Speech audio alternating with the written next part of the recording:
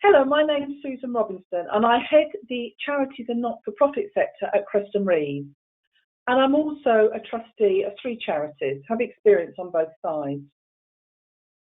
The trustee role has had a lot of focus in the media over the last few years. However, the role in the last few months has become critical to the survival of many charities and the delivery of services in a challenging environment. This webinar looks at the role of the trustees using the Good Governance Code as a guide. If you've not read this, I would recommend it. There are 2 versions, one for larger charities and one for smaller ones. I would also recommend you read the Essential Trustee produced by the Charity Commission. So our content today will cover the governance of 7 principles, what can go wrong, some examples where things have gone wrong and unfortunately have hit the media, and we're also going to look at serious incident reporting. Let's start about what governance is.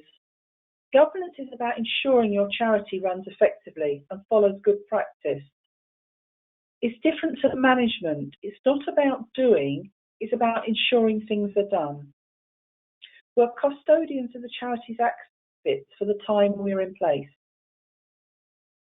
The primary responsibilities under the Charity Act is ensuring the charity carries out its purpose for public benefit, compliance with its governing document and the law, acting in the best interest of the charity and the wider sector, managing resources responsibly, acting with reasonable care and skill, and ensuring the charity is accountable. This diagram is taken from the Charity Governance Code, and we're going to look at each of the 7 principles in more detail. The principle 1 is talk about organisational purpose, why the charity is here. One of the questions that I encourage charities to ask themselves is, what would happen if the charity was not here? What would happen to your beneficiaries? So the usual question to ask you when you're doing your strategy day, to make sure you are focusing on the right things. And as we'll talk about later, you are delivering what's expected. It's important you know what the charitable purpose is, what your beneficiaries need, and what are you delivering. Now this might sound a silly question because you'll think you know what you're doing, but your document is quite clearly states what your purpose is. And one of the dangers in today's environment is that we are so desperate to help people, we could be working outside our original purpose. And that's not allowed.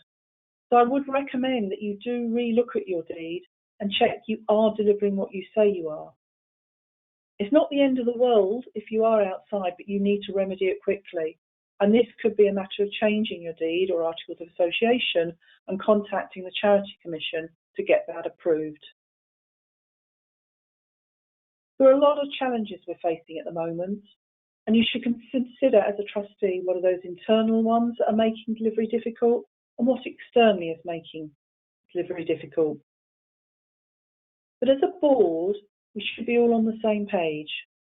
You still have different views, but we should all be going in the same direction and keeping an open mind. One of the points that the Charity Commissioner raised is that charities are not demonstrating their effectiveness. And it's something that increasingly funders and donors want to know. Is their money just going into a bottomless pit, or is it actually delivering some really positive outcomes? Sometimes it's difficult to distinguish what they are, but think about my original question. If you're not here, what would happen to your beneficiaries? That does help you direct what you're achieving and what your success stories are. Charities also have to demonstrate public benefit. Previously, with the assumption that charities always acted in public benefit, then the Act was changed to make it quite specific. And if you're a new charity, you would have been through this process of having to demonstrate that on your application form.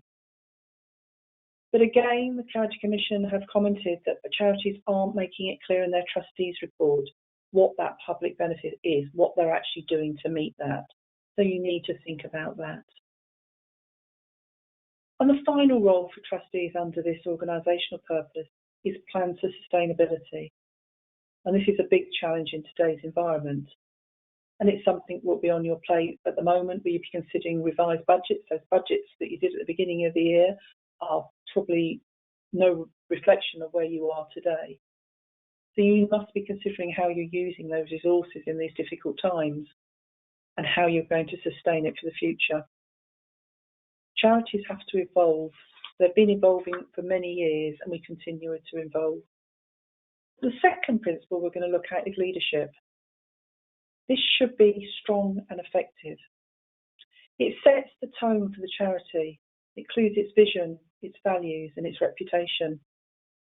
There should be a clear strategic direction. If the trustees don't know the direction of the charity, how will the staff know? How will your funders know? It needs to be clear. And there is collective responsibility to achieve a strategy with a clear vision and direction.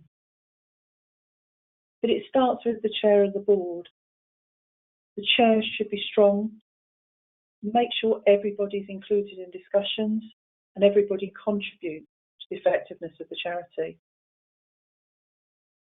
You can delegate responsibility, the day-to-day operations, but the trustees need to set the structure, the policies, the processes.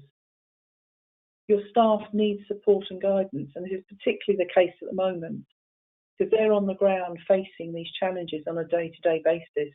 They need your support and direction. But it's important when you're recruiting senior staff, you do this well and effectively, and you're looking for people that can actually deliver those plans and objectives that you have set. It's often difficult when you're actually trustee, you're also carrying out that role. You maybe don't have staff and you're doing both roles. You need to think about what you're doing, which is the operational side, and then what you're doing, which is the strategy and the leadership side. The trustee role has to come first in making sure you've got the strategy right.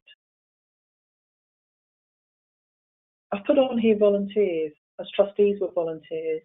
But for a lot of you, you rely heavily on volunteers and you need to show them leadership. They need to understand the visions and the values and the reputation. If you've got a board, and particularly if you've got maybe committees, or you need to make sure you've got clear role descriptions. What do you expect of each of the trustees? And specifically, what do you expect if they're on particular committees or have particular roles? Again, this needs to be reviewed regularly and updated to meet circumstances that are changing regularly. And you need to have time. There's a time commitment to this role, and this is a real challenge at the moment, particularly those trustees that are working, that are maybe trying to keep their business going as well as trying to keep the charity going. But it's important that you allocate enough time to do your role effectively. And probably one of the key points of leadership is the ability to listen. Listen to what people are saying on the ground, learn from it, and structure your leadership and your strategy accordingly. Principle 3 is integrity. This is about the values adopt, the culture you create, and the respect is at all levels. And it's some of these areas that have hit the press where this has been missing in some of the larger charities. But as a trustee, you are there to safeguard the charity's reputation. And you need to consider your own behaviour, because this can impact on the charity, even if it's nothing to do with the charity. And again, we've seen this in the press, where people's personal behaviour has hit the charity and ultimately can hit the whole sector as well. Because if one charity does something wrong, it seems to be the whole sector is at fault as well. You need to act in the best interest. You need to put the charity interest ahead of your personal interest. And one of the key things there is identifying and dealing with and recording conflicts of interest and loyalty. Do you have your own register of conflict, of people's relationships? Any of you have been subject to audit, you'll know you'll get asked for related parties. Who are these people? There is a reason for this, And maybe a simple example would be your management team have gone out to tender. They select 3 people to tender and then go through it and select the best one. Everything's fine, follow procedures. Next thing you know is number 2 has gone to the press, the one that didn't get the contract, and telling the press the reason they didn't get it was because the ones that were awarded the contract is the brother-in-law of one of the trustees. Might be all above board, might be quite acceptable, but nobody knew. So all of a sudden the charity's on the back foot trying to justify that. It would be so much easier if they'd known on day one that there was a relationship and could have put plans in place to deal with it. And so if you think you've got a conflict, you should always tell the board. And if necessary, just leave the meeting. You shouldn't be party to any of the discussions or any of the actions that are taken or decisions thereon. So just think, what would it look like on the front of the local paper? What we are doing in our charities impacts on the whole sector, as I said before. You should adopt and adhere to a code of conduct. Within one of my own charities, we have a policy on meeting procedures. Quite a simple policy, but it's quite clear when we should receive documentation, when we have to report back, what's the conduct in the meetings, and if we wanted to bring a third party in, what the procedures are for that on this particular discussion point. Quite a simple document, but you need to think about that. There's also a code of conduct in one of my charities on how our members should behave and how should we deal with them. Think about that. Think about the values and the cultures you're creating, because this is leading how your charity will move forward. Principle 4 talks about decision-making, risk and control. You should make informed decisions. You need to have all the facts before a decision can be made, and that should be received in advance. You should not be making the decisions on the hoof under normal circumstances. But you need to be rigorous in your consideration, but also don't leave it too long. And if necessary, you should have extra meetings. I think at the moment, we're having to make decisions very quickly because the world is moving very quickly and it's a very challenging environment. But there should be policies in place that can help in that decision-making process. It just needs to be sped up. And again, it's going back to having the time available. So if you do receive information, you need to read it and respond accordingly, because the decisions can't wait. You've still got your policy of making sure the charity is sustainable, and that will be based on decisions you make now. As we said before, you can delegate authority, but you can't delegate responsibility. So as a trustee, you need to ensure the suitable financial and related controls and reporting arrangements in place. There's no knee-jerk reactions. You need to use your resources for the benefit of the individuals, beneficiaries. And if you have limited resources, and that's particularly possibly the case at the moment, you need to consider the different ways of delivering. Again, it's something we've been forced into over the last few months. And in some cases, if you're delivering 5 projects, you might have to say, we can only deliver 3. It's better to deliver 3 properly than 5 badly. But these are decisions you need to think and making the best use of the limited resources you have. If you've got committees, they should all have terms of reference, and these should be reviewed regularly. You might have a finance and risk committee, could be a members committee. There could be a safeguarding committee, depending on what side of the charity you have. Each of those committees should have terms of reference, and they should have a method to report back. Policies should be reviewed regularly, some more regularly than others. But you can have many policies. You should have a finance one, whistleblowing, conflicts of interest, safeguarding. It used to be safeguarding was only for those dealing with adults, vulnerable adults and children. All charities should now have a safeguarding policy, as you should be safeguarding anybody who comes in contact with the charity. Complaints procedure, board meeting procedure we've talked about before. There's lots of other policies, but they need to be ones that are appropriate to your business and charity. As I said before, the management information provided to the board must be received in advance for enough time to consider with the appropriate information. You can work out at a meeting who's not read the document because they'll be flicking through the pages at the beginning of the meeting. You should read them well enough in advance. And particularly if there's information that's not clear, seek clarification beforehand. So that should be shared because other people might have read it incorrectly and not realise if there was a possible misinterpretation. But do consider sort of getting information in advance. And it might be useful, actually, can we have a bit more information before the meeting? Do be careful with your meetings, the board meetings. You don't do the same thing each time. You need some variety, otherwise they can get very samey and people aren't thinking widely enough. And I previously would have said consider different methods of delivery. But in the last 4 months, most board meetings are now being held online. And that going forward, I think, be a real positive, because you can now get trustees who maybe couldn't have attended meetings before, can still attend a meeting. So you might some of you be in a room for a meeting, but then people be coming in online. So it's an ability to get more people involved. Risk is quite crucial as trustees. We need to be considering the risks the charity face and how we can alleviate them. You can't get rid of all risks. You have got to live with risks. But what you need to do is put actions in place to limit the bad effects they could have on the charity. When I started doing trustees' responsibilities many years ago, we talked about risk registers, we went through how to design one.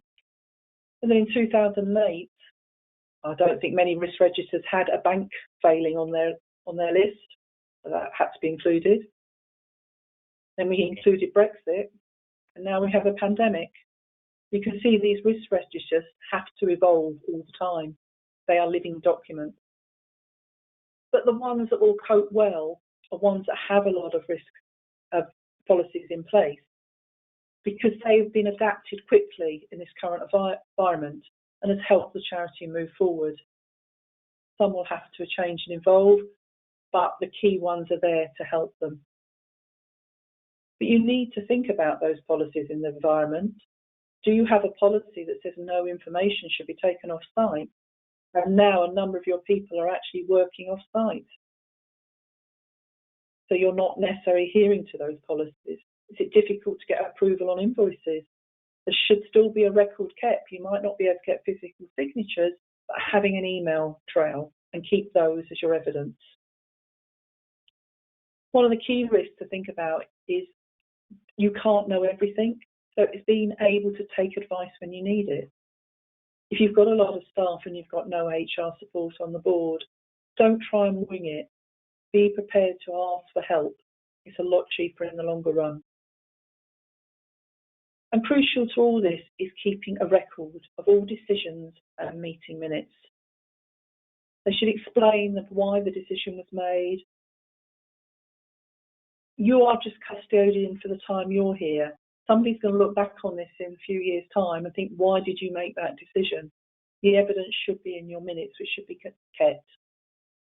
And the minutes should have clear action points that are followed up at the next meeting, which should have been done, not the day of the meeting. But it's important that the board works well and together. Think of your own board. How well do you work together? What skills do you have? Are there any missing skills? I'm often asked what size a board should be. It's difficult to say because it depends on the charity, but I'd say at least 5, but not more than 12 is good practice. It's very difficult if you've got too many trying to actually get decisions to be made. It doesn't stop you getting people involved with certain projects, but the key responsibility relies with the main trustee. You need to look at the skills, the experience, the background and knowledge. It's useful to have someone on finance on there. It's good to have somebody maybe on HR if you've got a lot of staff, or marketing, in this day and age, IT would be very useful. And sector specific. So if you have a charity work in a particular area, it's all very well to say, we're trustees, we know what our beneficiaries want, but actually, do you? And having the beneficiaries on the board would be very helpful. But again, it's getting the right balance. Because you can go to the other extreme and have too many beneficiaries and not having people with the expert skills to help run the charity. And it's important that you demonstrate good behaviour and culture. This is going back to our integrity slide. You need to meet as often as you need to and make sure it's the right element of time. But the meetings need to be controlled. It's no good talking for 12 hours and achieving nothing, where if you can have a structured 2 hours and make decisions and be effective, you need to make sure you still have enough time to consider things properly. The decision should be collective, and once the board has made a decision, you should stay behind it. This isn't about everybody feeling the same way. It's everybody having their say, but then coming up with a joint decision. Differences of opinion are good, but they should be respected and considered. Everybody should have their say. You shouldn't let one or two overpower. It's worth thinking about doing a skills audit. What skills have you got? And what do you need to find? So when you're looking for a new trustee, it isn't just somebody that's going to come along, it's somebody that can actually add benefit to your charity. I think it's important you have an induction process in place. And if you've got a number of sites, the new trustees should go and see all of their sites, understand what services you're delivering, meet the people you're working with. They should have details of previous meetings, understand what the charity's been doing and where it's going. And trustees need to be responsible and accountable for what they're doing. And the chair should review their performance. Are they delivering? Are they attending meetings or making contributions between? You should have trustee training. If you're listening to this webinar, that's part of your training. But you might need some more specific training. If you're working in a specific sector, could be working with vulnerable children, are there some safeguarding courses you need to go on? Your appointment is for a defined period. In that period, you need to be responsible as a board for what you're delivering before you pass on to the next people. You want an effective board with well-documented decisions being passed on. I've got a summary here of things you might want to think of having in your trustees pack. The Charity Commission do send you a welcome pack, which will have some of these links to various documents that they recommend reading. But quite key is having a copy of the Trustee or the Memorandum and Article Association, 12 months minutes, last statutory accounts, meeting all the team. Within one of my charities, we invite potential trustees to come along to a board meeting. We get to see them, they get to see us, and we do encourage them to participate in that. Of course, they can't be involved in any decision making, but we understand how they are interacting with us and whether we can work with them. So it's a good opportunity. And as I said, visit site. They should have a copy of the risk register, key policies. And probably, it sounds a silly thing, but they need to understand the sources of income and the work being done. It goes back to our beginning about fully understanding the charity's purpose. Now, diversity has hit the press quite a lot. And it is quite a hot topic at the moment. Diversity enables boards to stay informed and responsive and to navigate the fast-paced and complex changes facing the voluntary sector. It's all about encouraging debate. One of the dangers you have, and it's happened in the past, is when you're looking for new trustees, you actually point somebody you know, a similar background, experience, and they tend to think about the things in the same way. Whereas you need people that will make you think differently. You need to be able to react differently in different circumstances. where we're in a crisis situation, which many of us are in at the moment, we need people that can work well in a crisis. You need that level-headedness, but you also need people that will get going and get things done. People have different backgrounds and life experiences and career paths and diversity of thought, and these need to be taken into account. When you're looking at trustees, you can get the trustee who's very detailed, and then you get the trustee that sort of will look at the bigger picture. But the detailed trustee is the brilliant trustee to be involved in reviewing contracts, whereas the blue sky people can put different ideas on the table. We talked earlier about training, and one of the key things is looking at possibly diversity training as a course to help within your board. One of the things to think about is meeting times. The average trustee is male, white, and over 60. I meet one of those, and I'm about to meet another one fairly soon. But we need to be getting different people, different age groups. And one of these could be this the time of your meetings right. If you've got people at working, they might not be able to attend meetings during the daytime, although the introduction of online meetings may help that process. If they've got childcare issues, they might have to alter their timings. Maybe think about the meeting times and change them as appropriate. Trustees can't be paid for what they're doing. However, they can claim expenses. And I know a lot of trustees are brilliant and you don't claim expenses. But don't make the poorer people that need to claim those expenses feel they can't. They should be encouraged to claim this to help them attend. Again, it gets a wider diversity in your board. The final principle is openness and accountability. Charities should be open in its work unless there's a good reason not to, safeguarding or confidentiality. You have many stakeholders. People need to understand what you're doing. There's the beneficiaries, there's your staff, there's the donors, and you're part of the community, the general public. They need to know what you're doing. I think the charity sector is Britain's biggest kept secret. We don't shout about what we do. We need to let people know what we're doing. We need people understand just what we are contributing to society, and if we weren't there, what wouldn't happen.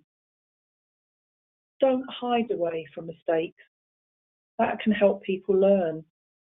And it might be you set last year a lovely fundraising target which you haven't achieved, so you're not being able to do something. Well, say you couldn't achieve it and haven't been able to do it. You don't know who out there might see that and actually help you. One bad charity knocks it for everybody else. So we are in a position of having to rebuild the public trust. But you can't build the trust if they don't know what wonderful things you're doing. Ask for feedback from users, staff, donors, and incorporate those comments into your strategy. Take complaints seriously and respond to them quickly. Have a policy to help with this. And if there is landing up with a press on your doorstep with a query, make sure only one person is dealing with them. There's a policy in place and how is dealing with it, and it doesn't then escalate. On the other side, share the compliments. When things are done well, let people know. Let the staff know the compliments received. Let people know. If you're a membership organisation, you need to engage your members. Get them involved. Keep them up to date and listen. You mentioned listen earlier. Listening is so important. And there's probably two important things for getting your message out there. There's your website and social media that goes along with that. And there's the Trustees annual report. This document goes on Charity Mission. It's available for all to see. I know when the press are looking into charities, they will look at the accounts. They don't necessarily always understand, but it's quite clear if you make it clear in your Trustees report what you're doing and what you're trying to achieve. Make it interesting. You've got to cover the legal obligations, but demonstrate your effectiveness and your impact. If you've got someone on your board that's got a flair for writing, get them to write the report.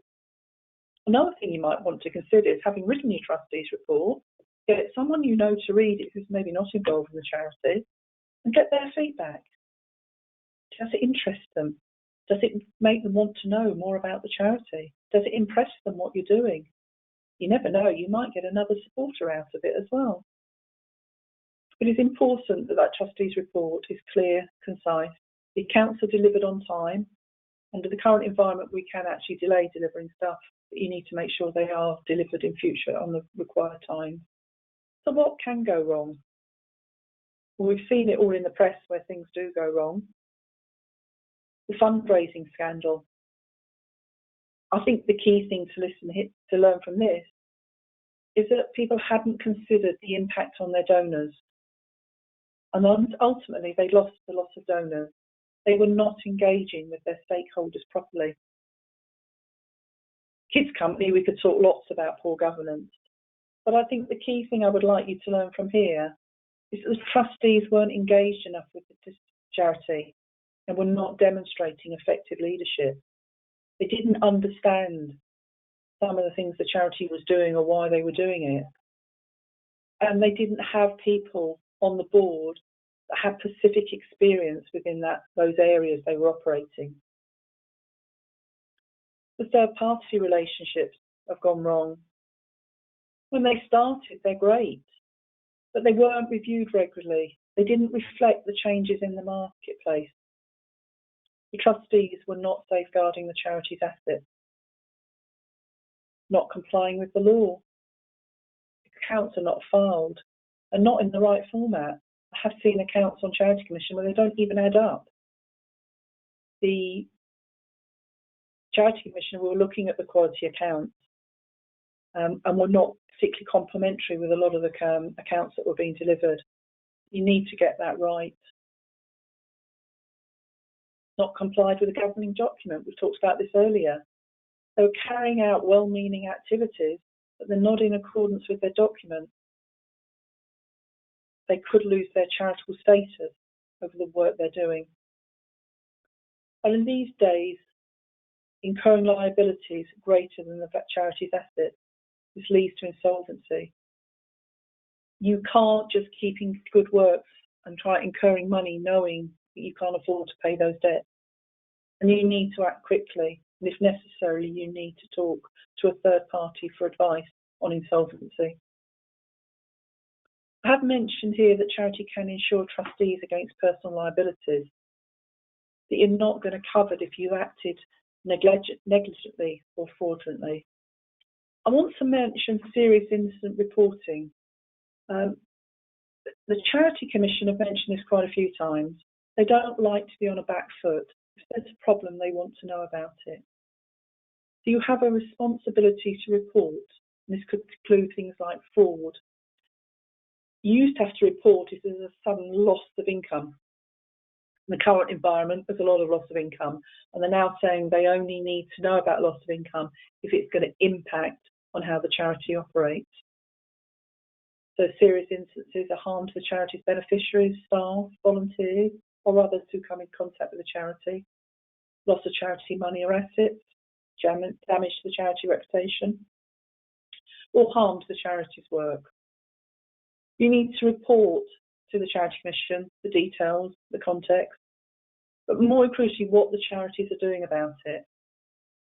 This is what the Charity Commission wants to know. There's a problem. You're doing something about it. From the Charity Commission point of view, they're not in a back foot if they're then challenged about what's going on. And if they see lots of common problems where this is arising in a lot of charities, they can maybe come up with some guidance or help or support the sector. You need to report as soon as possible. But if there's criminal activity, don't just report to the Charity Commission. You do need to report to the relevant authorities as well. So in conclusion, as trustees, you need to understand your charity. You need to act sensibly, challenge constructively, ask questions, listen, and make strategic decisions. You should have proper policies and procedures in place which are adhered to. Your purpose is to make the lives of the beneficiaries better. that charities need to evolve and grow, and unfortunately are now having to respond to some very difficult environments. Despite the pressures, it is worth it. It is for the benefit of a lot of people. So thank you for your hard work, but also enjoy. I've now a couple of resources that you might find of interest. We're carrying out a series of webinars, both for the charities and for the more business sector. So please look at these and see if they're any help in your work. If you've got any queries, please contact myself, or if your client's one of your usual contact at Kreston Reeves. Thank you very much and all the best.